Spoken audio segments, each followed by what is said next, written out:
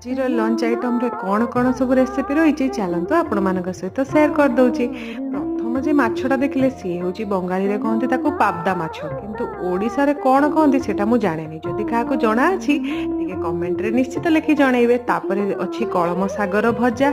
आ ये जे देखुचंदी ये तो होची मोर बहुत ही फेवरेट पंपलेट माछ। आकु मु देदेली टिके मसला गोळै रखिदेली। आ एपटे पाबदा माछ भजा हे गला, ताकू झोल करा हबा पई रखा हला। आ एपटे रसुण आ कंचा लंका को छेचिकी टिके सोरिष तेल देइकी भजा हे गला साग तकको। साग हो देखला बेलकु साइड रे माछ मसला हबा पई झोल होतला, सी गप गप फुटी आस्तला।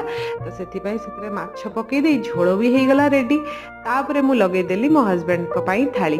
थाली रे कोन कोन अछि देखंतु, लेंबू, भात आ ता संग को बैगण भजा आ कलम सागर भजा, ता संग को माछ भजा को पाबदा माछर झोल। केमिति लागिला निश्चित कमेंट करी जणैबे। रहिली नमस्कार, जय जगन्नाथ।